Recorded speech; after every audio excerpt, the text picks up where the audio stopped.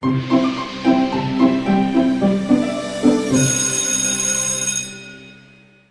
sebenarnya maknanya lebih dalam dan lebih unik lagi. Jadi ilaf itu tradisi orang-orang Muslim, orang Quraisy ya, dari dulu yang kalau berdagang itu ke utara sama ke selatan, ke Yaman sama ke Syam.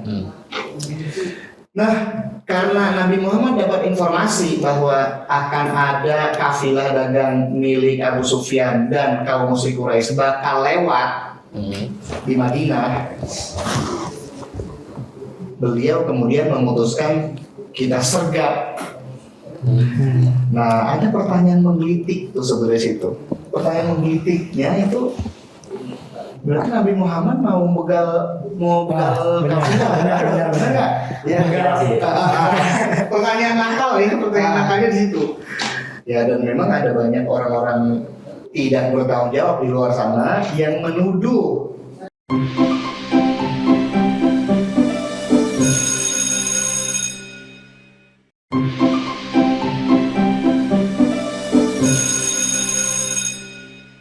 Quraisy gitu.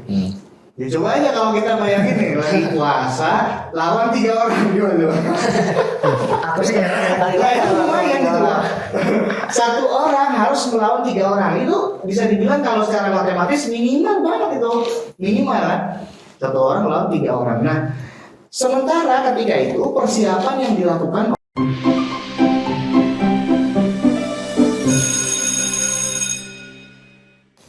guys, dengerin. Akan mau ngomong. Coba, kayaknya, lalu awas man. Kayaknya remaja zaman sekarang itu butuh yang namanya inspirasi. Bener gak? Nah, inspirasi kayak apa tuh? Inspirasi yang intinya tuh bikin semangat hidup seseorang tuh nambah lagi gitu. Coba kita bandingin apa ya, zaman sekarang sama zaman dulu. Zaman sekarang misalnya teman-teman sekolah kita bulan Ramadan tuh udah kayak habis bikin candi 1000 kali, emas banget gitu. Baru masuk taruh tas tiduran, baru masuk orang tidur. Pokoknya beda gitu sama zaman dulu. Coba teman-teman, zaman dulu itu bayangin sahabat-sahabat Nabi, jangankan lapar, jangankan haus, kayaknya bekas sayatan pedang aja nggak kerasa gitu. Soalnya emang fokusnya itu bukan ke lapar haus lagi, tapi udah Allah Ta'ala. Masya Allah. Cocok jadi ustadz ini ya, ustadz pengajian. Tadi dulu coba contohin apa ceritanya. Kalau ceritanya sih nggak tahu ya. Nggak ngarang, tapi gimana nggak tahu. Bukan ngarang sejarah soalnya. Aduh, gimana sih tuh? Tapi kalau misalnya seandainya gimana ya? Ya sih juga penasaran. Ada kisah aslinya nggak sih? Kayak misalnya orang yang benar-benar tahu gitu kayak apa sih behind the scene dari bisa perang Badar, behind the scene dari perang Badar. Kok bisa sih pasukan muslim saat itu gagah berani menyambut pasukan musuh dengan pagi Ramadan loh. Dan kita aja lagi puasa disuruh ngangkat barang, sorry pak males lagi apa gitu. Kok bisa ya zaman dulu itu jangankan ngangkat barang, ngangkat pedang, ngangkat tameng, bang siap berperang gitu, maju berapa kita lari sambil bacok-bacokan. Assalamualaikum warahmatullahi wabarakatuh. Pas banget. Gimana kabarnya kawan-kawan? Alhamdulillah. Luar biasa, Allahu Akbar. Iya, ini tadi dengar-dengar sekarang beda banget ya sama generasi awal kaum muslimin di masa lalu ya. Lemes, capek, langsung ngejoprak begitu puasa. Jadi memang kalau misalnya kita lihat dari sirah nabawiyah ya, dari sejarah, bahwa memang perang besar pertama yang terjadi dalam peradaban Islam itu terjadi tidak lama setelah syariat puasa Ramadan diturunkan oleh Allah SWT.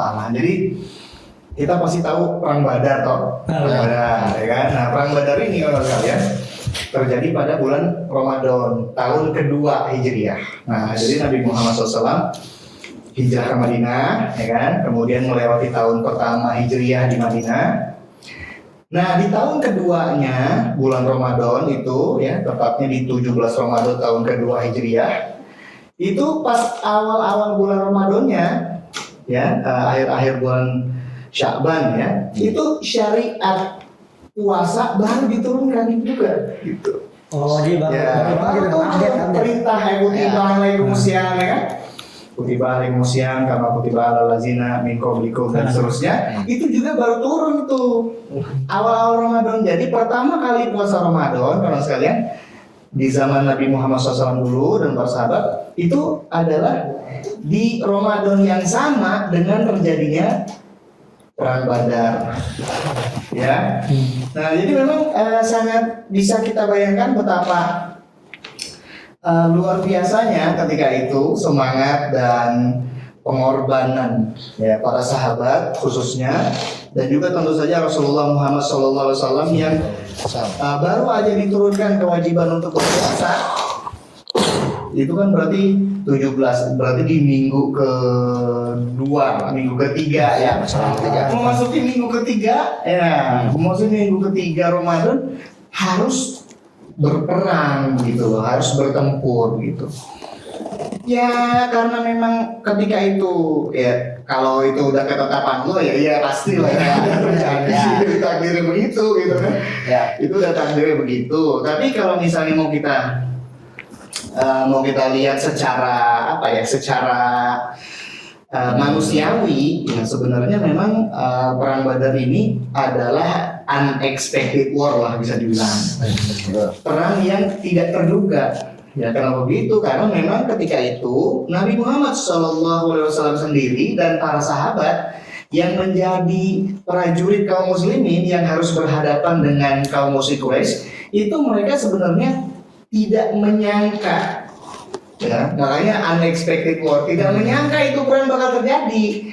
Karena awalnya tujuan mereka sebenarnya, ya, keluar dari kota Madinah dengan membawa prajurit sebanyak berapa prajurit kaum muslimin waktu itu? 300, ya, ada yang menyebut 309, ada yang menyebut 314 dalam sumber-sumber yang lain, tapi yang pasti 300-an. Sementara kaum muslim Quraisy berjumlah jauh lebih banyak, ya. Berapa prajurit itu kaum muslim Quraisy itu? 1.000. Gimana sih? 3.000 entar perang Uhud. Perang itu. Nah, 1.000 nih. Ya, kalau misalnya secara matematis 1.000 lawan 300 itu berarti satu orang prajurit muslim harus melawan 2 atau 3 berarti kan? Ya. Berarti satu orang prajurit muslim harus melawan 2 atau 3 orang prajurit musyrik Quraisy gitu. Ya coba aja kalau kita bayangin nih, lagi puasa lawan 3 orang gimana? Aku sih ya. Itu lumayan gitu lah. Satu orang harus melawan 3 orang, itu bisa dibilang kalau secara matematis minimal banget itu, minimal kan? Satu orang lawan 3 orang. Nah, sementara ketika itu persiapan yang dilakukan oleh Nabi Muhammad SAW dan pasukan kaum muslimin itu bukan untuk skala perang besar seperti itu, karena memang tujuan awal mereka pada awalnya itu adalah untuk menyergap kafilah dagang awalnya, yaitu kafilah dagangnya Abu Sufyan, ya, Abu Sufyan bin Harb, yang memang membawa satu kafilah dagang milik orang-orang musyrik Quraisy untuk dagang ke negeri Syam. Nah, kalau kita lihat peta tuh, ya kan, nah, misalnya kita bayangkan ada peta Jazirah Arab nih, ya, nomor nggak petanya di sini. Ada peta Jazirah Arab nih. Dari kota Mekah itu kalau misalnya mau dagang ke negeri Syam itu mesti lewat Madinah. Mesti lewat itu. Kenapa? Karena dulu itu semenjak ribuan tahun yang lalu, bahkan sebelum Nabi Muhammad SAW dilahirkan, itu memang ada jalur dagang dari Yaman terus menuju ke Syam. Yaman kan di bawah tuh, kalau kita bayangkan peta Jazirah Arab, ya. Yaman tuh di bawah nih. Ya peta banget. Iya, betul. Tapi kecil banget ya Jazirah Arab memang. Yaman itu di bawah, kemudian nanti ada jalur dagang tuh terus ke atas lewatin Mekah, lewatin Madinah, terus ke Syam. Syam itu kan Palestina sekarang, Palestina, Suriah, Yordania, Lebanon, kawasan sekitar situ. Nah disitulah ada jalur dagang kuno itu namanya jalur dupa. Jalur lupa. Pasti Pak. Kita tahu ada jalur sutra toh? Ya kan? Jalur sutra itu kan menghubungkan Cina, Mongolia, Asia Tengah, Kazakhstan, Tajikistan dan seterusnya sampai ke Eropa itu jalur sutra. Nah jalur sutra itu kan begitu tuh melintang di tengah-tengah benua Asia. Kalau jalur dupa itu di tengah-tengah Jazirah Arab dari selatan ke utara terus sampai ke wilayah Syam. Makanya kita pasti udah hafal surat Al-Ahad toh? Ya, Al-Ilaf fi Quraisyin ilaf. Karena ada ilaf, kan ilaf itu memang kalau misalnya terjemahin tradisi. Tapi sebenarnya maknanya lebih dalam dan lebih unik lagi. Jadi ilaf itu tradisi orang-orang Quraisy ya. Dari dulu yang kalau berdagang itu ke utara sama ke selatan, ke Yaman sama ke Syam. Nah, karena Nabi Muhammad dapat informasi bahwa akan ada kafilah dagang milik Abu Sufyan dan kaum musyrik Quraisy bakal lewat di Madinah, beliau kemudian memutuskan kita sergap. Nah, ada pertanyaan menggelitik tuh sebenarnya situ. Pertanyaan menggelitiknya itu berarti Nabi Muhammad mau begal kafilah, benar nggak? Ya, pertanyaan nakal ya, pertanyaan nakalnya di situ. Ya, dan memang ada banyak orang-orang tidak bertanggung jawab di luar sana yang menuduh dan memfitnah Nabi Muhammad SAW itu bersama kaum muslimin yang 300 prajurit ini cuma hendak membegal karena pengen harta. Ya bisa kita bayangkan komoditas dan segala harta benda yang ada di kafilah dagang itu membawa 50.000 dinar. Gacor sih. Satu dinar kan 4,25 gram emas toh. Berarti berapa itu? Kalau dihitung ya. Saya agak lemot ini sebenarnya. Agak lemot menghitung. Lagi puasa ya? Lagi puasa. Jadi total agak kurang. Nah itu kan bisa miliaran, bisa belasan atau puluhan miliar mungkin begitu kan. Nah, kok Nabi Muhammad mau merampok sih? Kok Nabi Muhammad mau membegal sih? Pertanyaan yang sangat nakal ya. Nah itu sebenarnya pertanyaan seperti itu muncul ya karena memang ada curiosity ya. Tetapi banyak juga yang memiliki tendensi untuk menuduh, untuk menghina dan untuk melontarkan hal-hal yang negatif terhadap Nabi Muhammad SAW. Karena kalau misalnya kita coba telusuri secara lebih mendalam ya dalam sirah Nabawiyah itu ketahuan apa sebenarnya yang menyebabkan Nabi Muhammad SAW itu mengambil keputusan seperti itu untuk menyergap kafilah dagang musyrik Quraisy. Ya, karena memang pada tahun pertama, nah itu kan tahun kedua toh, tahun kedua Hijriah, Nabi Muhammad memutuskan untuk menyergap kafilah dagang. Tahun pertamanya kok nggak dipertimbangkan? Nah, tahun pertamanya itu setelah Nabi Muhammad SAW hijrah ke Madinah, kan jalur dagang tuh tetap ada lalu lintas dagang di situ. Toh nggak diganggu kan, tidak disergap, tidak dibegal, tidak diapa-apain gitu, nggak pernah diganggu gitu. Nah berarti kan ada sesuatu berarti di tahun pertama itu yang membuat akhirnya kebijakan Nabi Muhammad SAW akhirnya berubah untuk menyergap kafilah dagang. Nah memang ada peristiwa-peristiwa yang mendahului itu. Ya, yaitu adalah peristiwa provokasi yang dilakukan oleh biang kerok jahiliyah ya. Biang kerok aja. Iya, biang kerok jahiliyah yaitu Abu Jahal, ya alias Amr bin Hisham yang selalu melontarkan provokasi pada tahun pertama Hijriah yang itu mengancam keselamatan kaum muslimin yang ada di Madinah. Itu kayak misalnya satu contoh ya, satu riwayat. Jadi Ceritanya ada seorang sahabat Nabi Muhammad SAW itu namanya Sa'ad bin Mu'az. Ya, Sa'ad bin Mu'az. Jadi orang Madinah asli, orang Ansor. Sa'ad bin Mu'az ini punya sahabat dekat orang Quraisy namanya Sofwan bin Umayyah. Sofwan bin Umayyah ini anaknya Umayyah bin Khalaf, Bilal bin Rabah, sahabat Nabi Muhammad yang dari Habasyah, yang azannya sangat enak sekali didengar gitu kan. Kemudian terkenal sekali beliau yang menjaga keimanan dan tetap dengan keimanan itu walaupun ditindih batu gitu kan. Nah, majikannya Bilal ini namanya Umayyah bin Khalaf. Umayyah bin Khalaf punya anak laki-laki namanya Sofwan bin Umayyah. Nah, Sofwan bin Umayyah ini temannya Sa'ad bin Mu'az. Nyambung. Nyambung menjadi satu. Nah, ikan pipa. Nah, ketika Sa'ad bin Mu'az ini udah lama, udah semenjak zaman Islam, Sa'ad bin Mu'az ini udah berteman lama sama Sofwan bin Umayyah. Setiap kali Sa'ad bin Mu'az ini berkunjung ke Mekah, pasti ke rumahnya Sofwan. Ya, ke rumahnya Sofwan selalu mendapatkan pelayanan yang baik gitu-gitu. Namanya udah bestie. Nah, satu kali di tahun pertama Hijriah itu datanglah Sa'ad bin Mu'az ke Makkah, ditemenin dong sama Sofwan, ya kan? Nah, kemudian Sa'ad bin Mu'az ini mau tawaf. Aku mau tawaf dulu dong, ya temeninnya. Oke, kata dia. Ditemenin lah tawaf. Nah, umroh kali gitu ya, umroh tawaf tuh. Nah, Ka'bah itu kan rame kalau salah nih, rame. Ka'bah itu rame. Lah, waktu itu di dekat Ka'bah ada si biang kerok ini, si Abu Jahal, Amr bin Hisham. Nah, kemudian dia lihat, lah itu kan Sa'ad bin Mu'az tuh. Temennya Muhammad ini, gitu. Mulai. Disamperin, ya kan? Samperin. Sofan, situ ngapain tuh?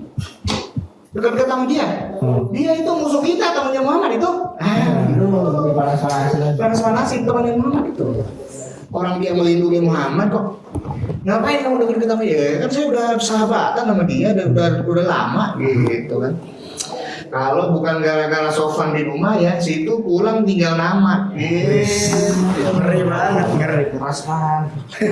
Kata Abu Jahal memang gitu orangnya kan. Ya karena ada perlindungan Sofwan saja, makanya situ masih selamat. Kalau enggak ada perlindungan Sofwan di rumah ya, situ pulang tinggal nama. Nah. Wah, kenapa begini orang saya nggak bikin kacau apa-apa kan begitu Sa'ad bin Mu'az. Kok saya diancam begini gitu kan? Emang iya betul, saya Muslim, saya sahabat Nabi Rasulullah SAW, tapi kan saya nggak bikin rusuh apa-apa di Mekah, ya kan?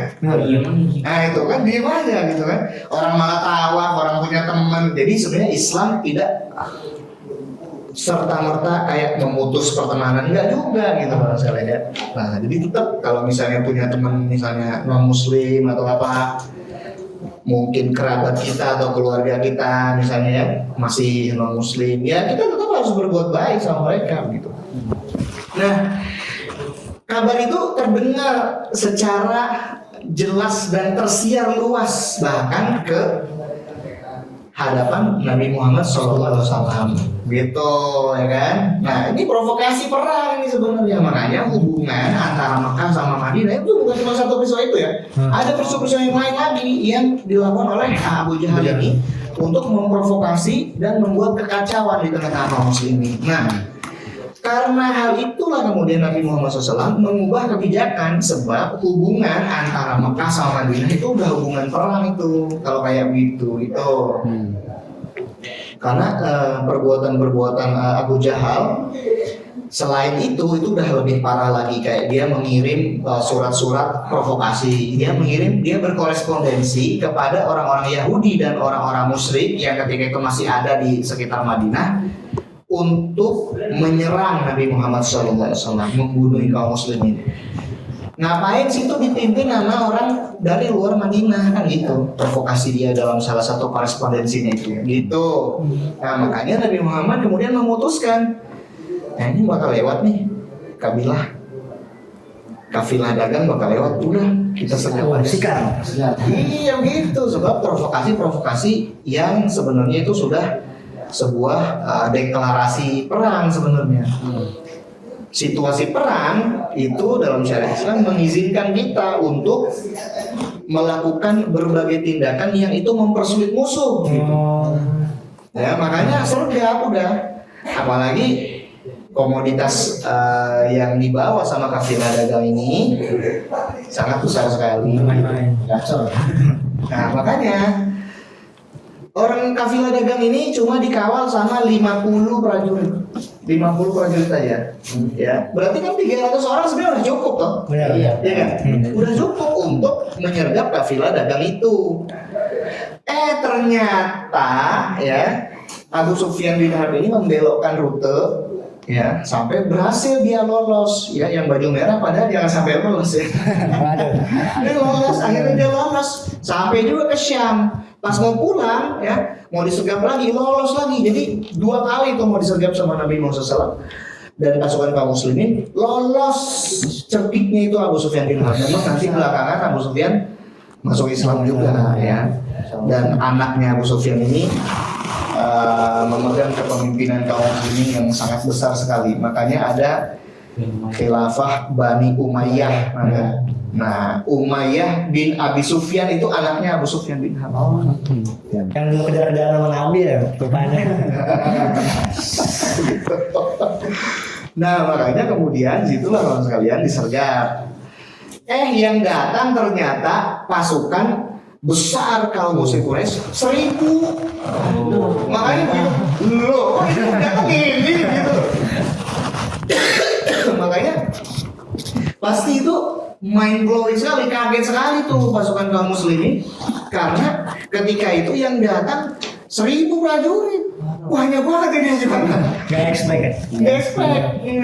itu ya 1000 kalau kita lihat di horizon kan banyak gitu loh. Itu cuma 300 gimana ini gitu.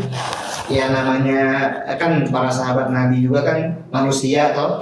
Ada lah muncul rasa waduh gimana nih. Gitu. Ada muncul tuh rasa cemas ya. Seperti itu.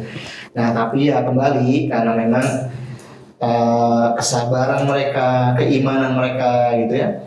Dan di bulan suci juga ya, tetap semangat begitu, tetap berjuang di jalan Allah Subhanahu wa taala, enggak banyak mengeluh gitu kan. Ya malah justru yang banyak memanjatkan doa gitu ya. Kemudian banyak untuk bisa membuat kemenangan itu datang. Itu Nabi Muhammad SAW justru yang hampir sepanjang malam itu beliau berdoa, bahkan doa beliau agak-agak mengancam, agak-agak mengancam doanya ya kepada Allah itu. Jadi dulu sekali itu pernah ada sebuah film ya, dulu banget. Tahun 2002 apa 2006 gitu. Belum lahir.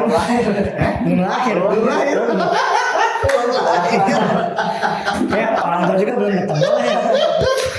2000 berapa ya? 2006 apa 2002 gitu, ada sebuah film judulnya Doa yang Mengancam. Doa yang mengancam. Kalau di googling mungkin ada tuh. Itu yang mainnya Aming. Aming tau gak? Aming tau gak? Bukan zamannya.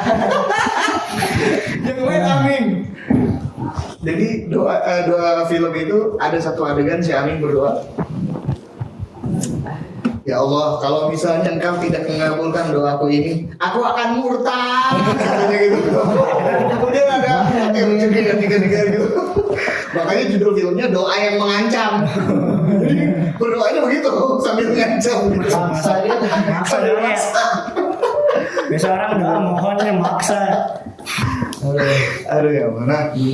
Ya, pas perang Badar itu kira-kira begitulah doanya Nabi Muhammad SAW, dan ini direkam oleh para ulama, oleh para sejarawan kaum muslimin ya. Dalam Sirah Nabawiyah itu ada Nabi Muhammad SAW itu berdoa, ya Allah, kalau pasukan kecil ini, pasukan muslim maksudnya, kalau pasukan kecil ini musnah esok hari, Engkau tidak akan disembah lagi di muka bumi. Itu saking beliau betul-betul mencurahkan segala harap dan segala keyakinan dan kepasrahannya kepada Allah Subhanahu wa taala. Tolong ini dimenangin ya Allah. Kami ini lemah segala-galanya. Kenapa? Lagi puasa hari ini kan. Jumlah cuma sedikit gitu. Pasukan kaum muslimin itu 300 orang, membawa kuda cuma 7. Kuda kan 7 ekor. Membawa unta cuman 40 ekor unta. 40 unta, kuda cuma 7. Itu juga naiknya gantian. Ya, satu ekor kuda dinaikin gantian sama bertiga. Bertiga gitu naik kuda. Aku dari sana sampai sana ya. Setiap 10 kilo ganti gitu maksudnya. 10 kilo ganti Langsung tiga. Tapi 3 orang 1 kuda gitu. Ntar gantiannya sama kuda yang ini, 3 orang ini sama kuda yang ini, 3 orang ini sama kuda yang itu gitu. Iya. Nggak ada gitu. Bonceng 3 ya ternyata. Kuda bisa buat. Kuda bisa boting, bonceng 3 kan bisa kali. Kasihan kudanya kan. Kali aja. Akan ditilang nih. Polisi guru. Aduh, kaum muslimin itu lemah dalam segala-galanya. Kaum musyrik itu kuat mereka. Emang untuk perang mereka tujuan itu. Makanya senjata segala dibawa, ya perisai, ya pedang, ya tombak gitu. Kaum muslimin aja nggak semua personil pakai baju zirah, enggak. Lah orang tadinya cuma mau nyergap kok. 50 prajurit doang timbang segitu kan. Nah, makanya sangat wajar kalau misalnya muncul rasa cemas, rasa takut gitu. Tapi kembali Nabi Muhammad SAW berdoa ya, sampai sujud lagi jatuh selendangnya sama Abu Bakar diambil, disampirkan lagi, jatuh lagi diambil lagi. Sampai kalau nggak dihentikan sama Abu Bakar, ya Rasulullah, cukup sesungguhnya doamu kepada Allah sudah cukup. Insya Allah Allah akan menepati janjinya. Kalau nggak digituin itu terus aja berdoa. Sampai bener-bener sampai ngedrop lah kira-kira begitu. Ya karena saking betul-betul pasrah dan betul-betul ingin pertolongan Allah itu turun. Sebab ini lemah sekali kaum muslim. Nah, ketika terjadi pertempuran Badar itu kawan sekalian, ya Allah kalau misalnya menurunkan pertolongan nggak tanggung-tanggung gitu. Iya sih. Nggak tanggung-tanggung. Langsung dikasih. Nah, langsung dikasih pertolongan itu Pak. Malaikat yang ikut berperang. Langsung malaikat. Yang perang jenderal, malaikat bos. Nah, ini makanya dalam berbagai riwayat ya, dalam berbagai riwayat sirah itu dituturkan berbagai testimoni yang memperlihatkan kepada kita kehadiran dari pasukan malaikat itu gitu. Jadi dalam misalnya dituturkan oleh Ibnu Hisham dalam sirahnya, malaikat Jibril alaihissalam itu belum pernah memimpin pasukan malaikat untuk berperang, katanya begitu. Di perang Badar itulah pengalaman pertama malaikat Jibril mimpin perang. Sama-sama pertama kali. Itu pengalaman pertama malaikat Jibril mimpin perang. Ya tapi walaupun sepertama-pertamanya ada malaikat. Beda. Terus turunnya juga bukan pahlawan turun dari gunung, turun dari langit. Lagi coba. Ya iya harus itu malaikat gitu kan. Yang pertama ya tetap jago gitu ya malaikat gimana. Walaupun itu pengalaman dia yang pertama gitu. Nah jadi dalam berbagai riwayat dituturkan kayak misalnya ada salah seorang prajurit muslim mau nebas gitu kan. Lah belum nyampe, lah musuhnya udah coplok. Udah coplok, tangannya coplok, palanya coplok. Lah kan saya belum nyampe, belum ngayun. Ternyata itu udah coplok duluan. Ada yang mendengar suara derap cepat kaki kuda, tapi nggak dibawa dari atas dari langit. Gitu. Ada juga yang melihat prajurit-prajurit muslim yang berpakaian putih-putih, bersorban merah, dan ada yang bersorban kuning, gitu. Tapi nggak ada yang kenal gitu. Karena umumnya prajurit kaum muslimin itu kan tetangganya, temannya. Iya, karena kan penduduk Madinah tuh umumnya tuh, ya kan? Mereka saling kenal satu sama lain. Dan kota Madinah kan segitu waktu zaman Nabi juga kan tidak sebanyak dan sepesat sekarang mungkin gitu ya. Nah, makanya prajurit-prajurit itu saling kenal. Lah, giliran tempur ini siapa? Pada bantuin kok nggak ada yang kenal gitu. Nah, di situ berbagai indikasi testimoni yang memperlihatkan memang ada bantuan, ada pertolongan dari Allah Subhanahu wa taala. Nah, endingnya adalah happy ending. Semuanya happy ending. Karena keimanan, ketakwaan, kesabaran, kemudian ketaatan mereka ya kepada Allah dan Rasulnya, makanya kemudian Allah Subhanahu wa taala menurunkan pertolongannya. Dan sebenarnya itu kunci ya, itu adalah kunci kunci keimanan, ketakwaan, kesabaran dan ketaatan kepada Allah dan Rasulnya itu kunci kemenangan, bukan pada jumlah pasukan atau persenjataan atau hal-hal artifisial lainnya gitu. Ini juga sebenarnya teman sekalian bisa kita pakai ya dalam setiap lapangan kehidupan, dalam berbagai aspek, dalam belajar misalnya, atau misalnya kita memiliki keinginan atau obsesi apa ya yang ingin kita raih, cita-cita apa yang ingin kita dapatkan, maka kuncinya adalah itu sama ya, keimanan kepada Allah, ketakwaan kepadanya, kemudian kesabaran ya, selain itu ketaatan kepada perintah Allah dan Rasulnya gitu. Nah, itulah yang akan menjamin kemenangan. Victory is guaranteed. Dijamin kemenangan. Karena apa? Karena entah di perang-perang berikutnya tuh ya, ketika yang poin-poin tadi itu miss dikit aja, kalah itu dah. Kalah. Banyak Nah, itulah. kalau Nabi Muhammad kagak berdoa pas itu. Bantai itu. Oh iya, ini mungkin Ya. ada out of the topic, tapi ada penasaran gitu. Ada gak sih yang novel? Pas Ramadan ada yang mokel ya pas Nabi. Atau ini Mokel itu batal gitu ya. Budi, bukan Dedi. Iya. Kalau dulu ya itu istilahnya godin. Budi. Masuk lah. Beda generasi gitu ya. Jadi istilah slangnya lain-lain. Beda. Ya. Nah, jadi kalau saya lihat memang dalam beberapa penjelasan dituturkan bahwa ada yang meneruskan puasanya itu kan situasi tempur ya, mana panas pasti toh panas lah, namanya gurun gitu loh. Namanya gurun panas, orang di Arab gimana sih, di Arab itu kan gurun pasir panas gersang gitu. Nah, ada sebagian sahabat yang meneruskan puasanya, tetapi diizinkan juga pada saat itu ya untuk membatalkan puasa gitu.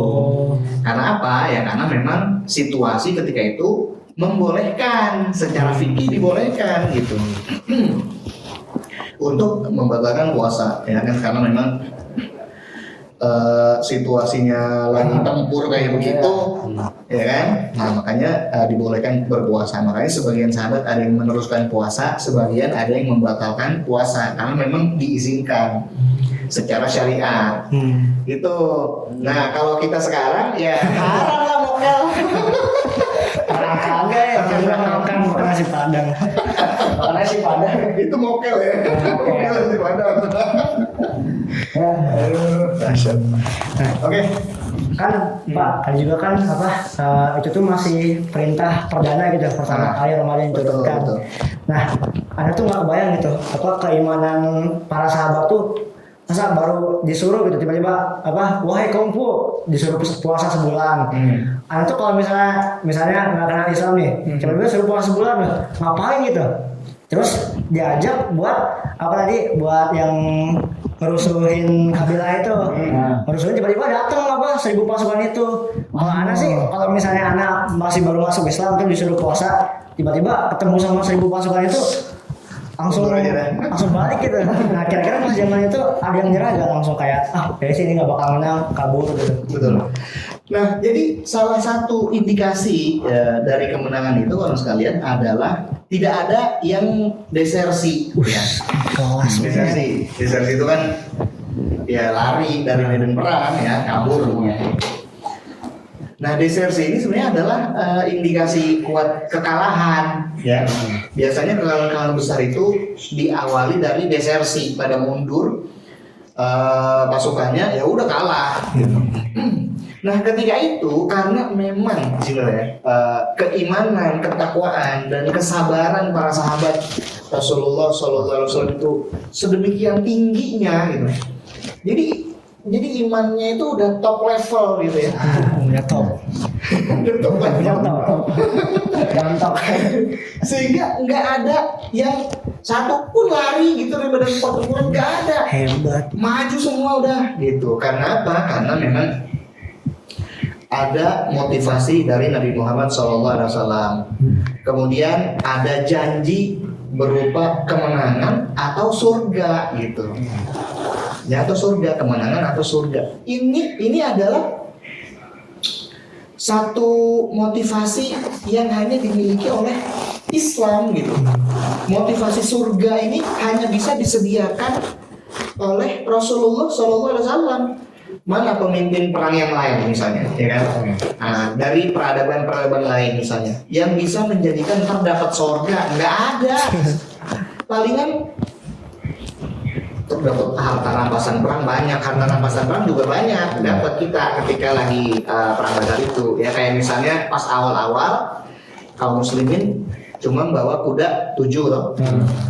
Ntar selesai perang Badar tuh semua prajurit punya kuda sendiri.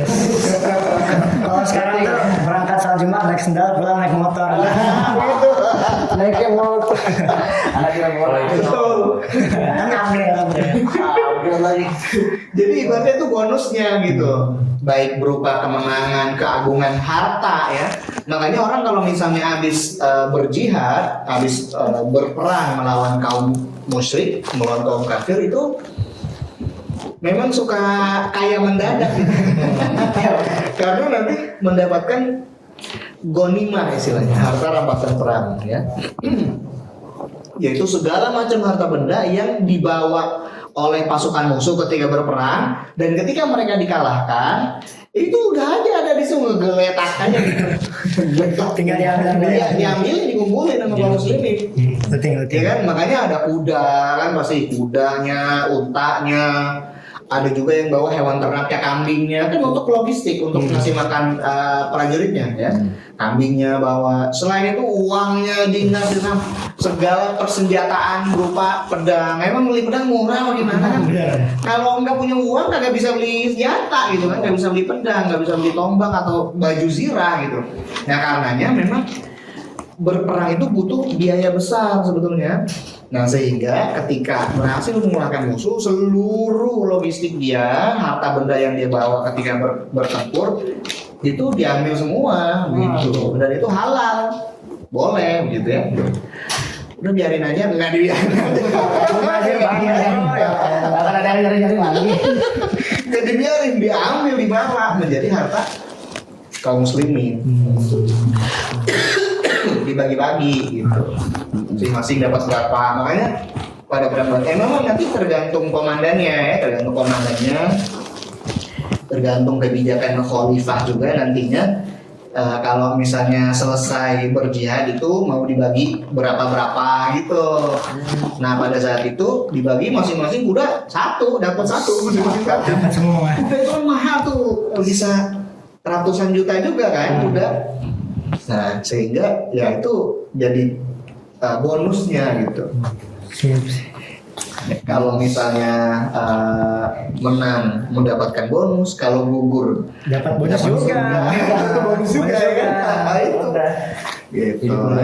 Iya itu ya.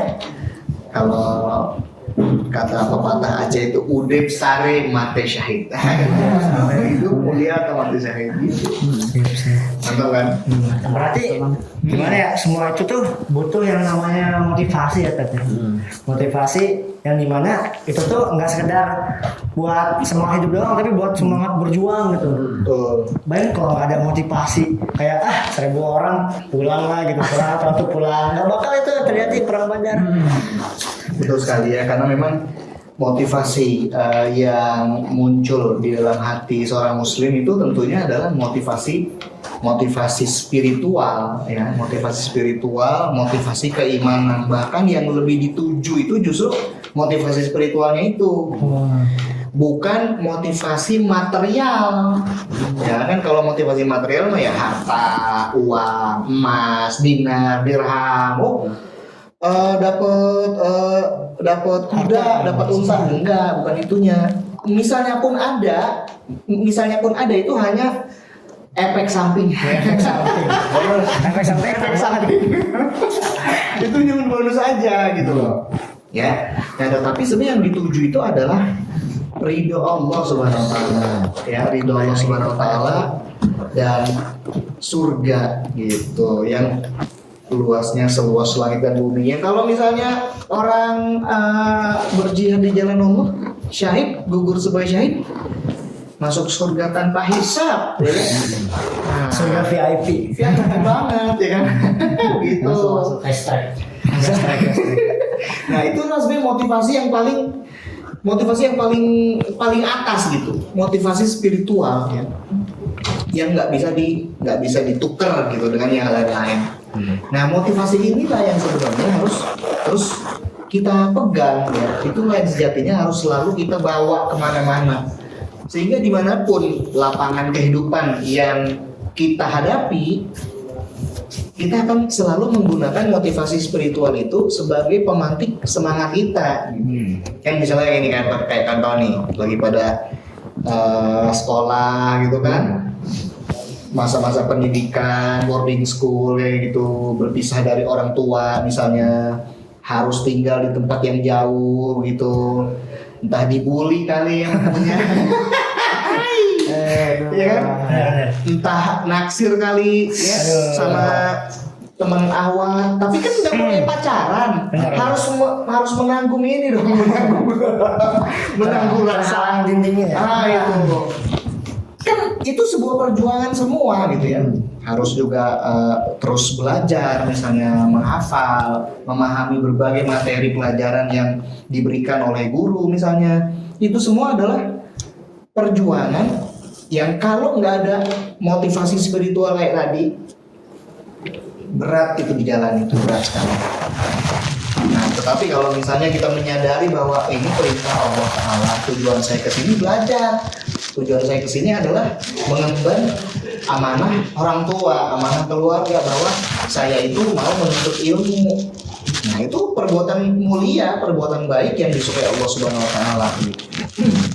Nah, sehingga saya lakukan dengan sebaik-baiknya. Jangan pacaran, jangan merokok, jangan surat sekolah, Siap. jangan macam-macam gitu. Lah, Nggak ikut-ikutan saya. Gitu. siap. Oke deh Pak, karena mungkin bentar lagi ini ya nanti Pak Said bakal masuk soalnya. Ya. Jadi ilmunya keren banget ya, mulai dari sejarah terus keimanan dibahas semua. Nah, dapat insight luar biasa. Kalau bisa, senang sharing sama kamu. Siap. Ya, makasih banyak ya Pak. Ya, itu dulu ya. Ya,